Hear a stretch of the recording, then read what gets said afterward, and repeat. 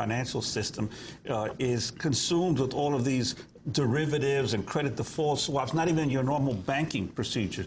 How do you see this in terms of your sense of its self-inflicted apocalypse of finance capital? Well, I argue that one of the functions of a capitalist state is to defend capitalism from itself, to defend capitalism from the capitalists.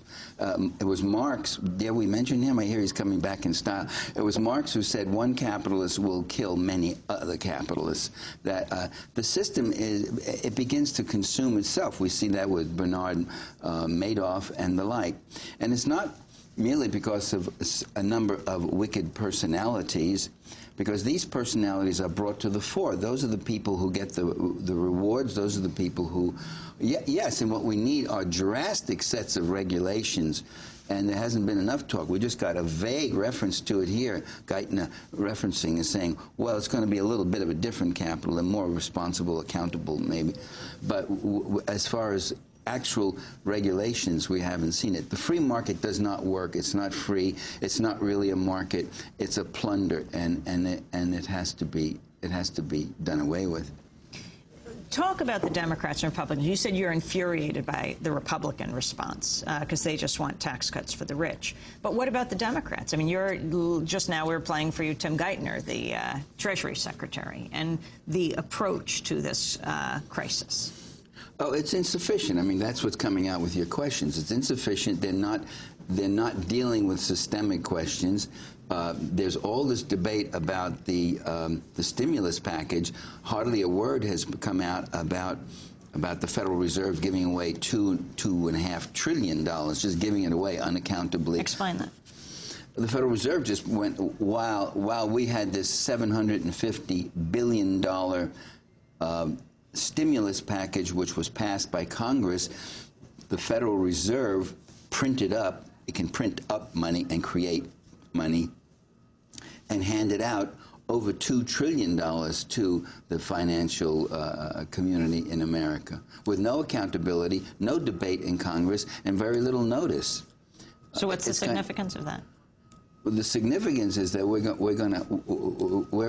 I mean, that's our money. That it becomes real money when it becomes debt, and we've got to pay it. You see, the Republicans were never against debt. They were the biggest debt spenders there ever was. When Ronald Reagan came into office, the national debt was $800 billion. When he left office, it was $2.5 trillion. I mean, it was okay with him to spend. He also put in the biggest tax program that ever was, but it was a regressive tax. It was a Social Security tax on tens of millions of people. When George Bush Sr. came in, the national debt went from 2.5 to 5 trillion. Clinton, I'll give him credit for that one thing. He did try to go for solvency. But when you got to George Bush Jr., for 8 years, the debt has gone from 5 trillion to 10 trillion. And these Republicans were voting for that all along. All these spending bills were theirs.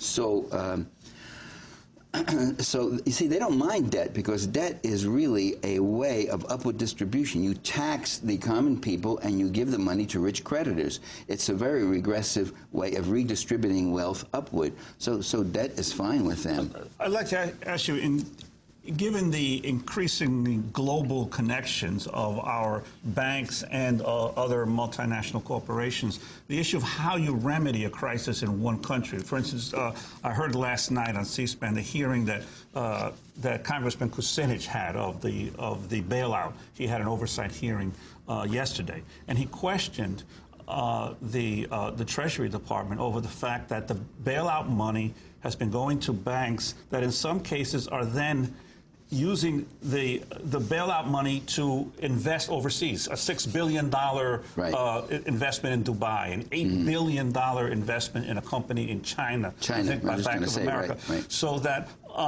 and Kucinich was asking, what are we doing giving money to bailing out banks who say they can't lend in the United States, but then they use the money in investments abroad? How do you reconcile the global connections of these companies with the need in one particular country to stem the financial crisis?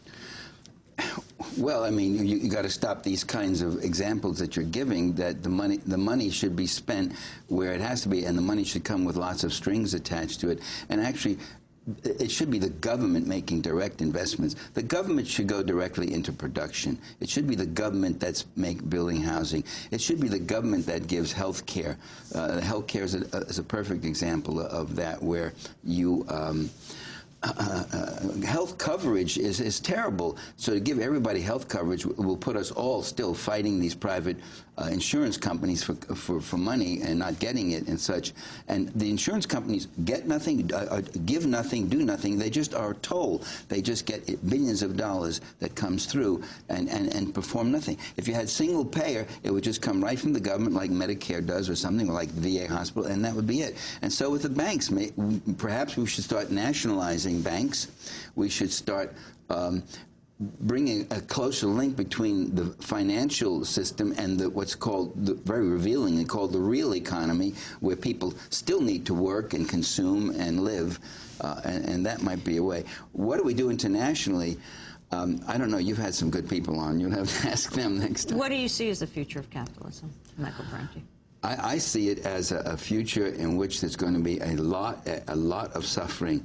I see it, the goal is to have more and more Indonesias and fewer Denmarks and that such. Means? That means that even in the social democracies in Western Europe, there are going to be cutbacks, there's going to be privatization, deregulation, greater growth of inequities, rollbacks of human services and such. In countries that were pretty decent countries where capitalism was reined in and held in line to some degree, anyway. And aside from the brutality of Indonesia, what it means when you say "and more Indonesias"? Well, Indonesia, I mean, it's a free market paradise. They talk about free market. In Indonesia, there are no consumer protections. There are no regulations. There is no public medical care. There's no public education. People just die younger. Do you see mass riots happening? No, well, one thing is that people can become so demoralized and such, and it's a pretty repressive state, so it's not that easy. Michael Parenti, we want to thank you for being with us. His latest article on the global economic meltdown, Capitalism, Self-Inflicted, Apocalypse. I hope next time I'll have better news for you. We'll have a nicer subject to be discussing. And that does it for our show. If you want to get a copy, you can go to our website at DemocracyNow.org. Democracy Now! Is produced by Mike Berkshire, Photo Caduce, Armata, Angelique Comet, Steve Martinez, Nicole Salazar, Hani Massoud, Robbie Karen, Mike DeFilippo, Miguel Noguera, Peter Curry are our engineers. Special thanks also to Elizabeth Press, Nick Gilla, Hugh Grant, Samantha Chamblay, Jessel Noor, John Randolph, Jose Miranda, Laura Chipley, Travis Collins, Kieran Krug Meadows, Rockham Penny, Vesta Godars. Our website, DemocracyNow.org. I'm Amy Goodnall, Juan Gonzalez. Thanks for joining us.